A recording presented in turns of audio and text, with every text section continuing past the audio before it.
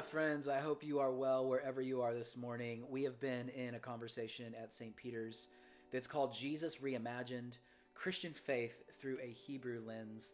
And in this series that's going to take us all the way to Easter, we have been looking at scriptures and asking questions about what it means to see Jesus from a Hebrew lens, a fuller perspective.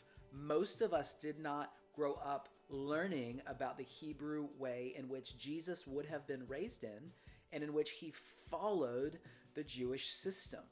And I think once we begin to understand some of these things, it fills in so many blanks.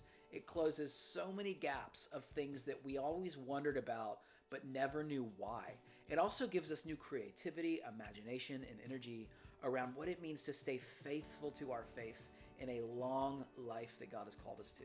And so that being said, there's a couple questions that I want to get at this week on Sunday. One of them is this. Many Christians wonder, why don't more Jews today follow Jesus?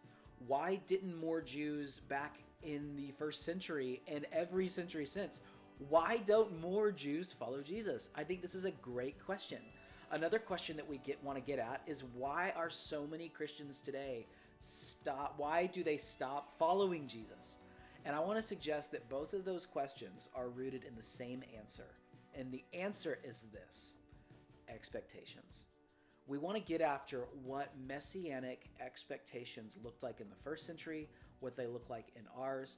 I'll give you an example. What expectation for you had to be met in order for you to follow Jesus?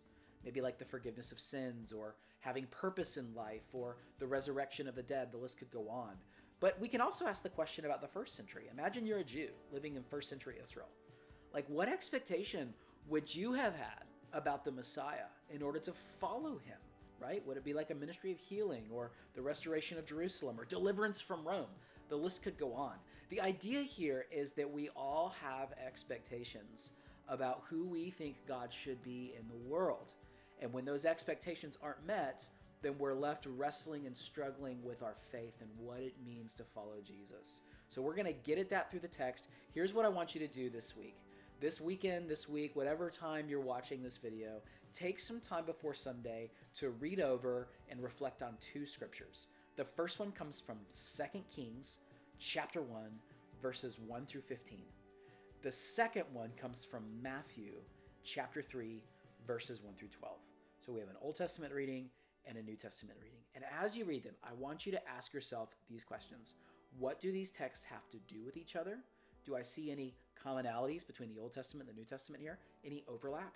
And also ask yourself the question, how might a first century Jew be anticipating the Messiah to come to the world based on these texts? It's going to open up a whole new understanding for you as we lean into Sunday about why many Jews seek to avoid Jesus as Messiah.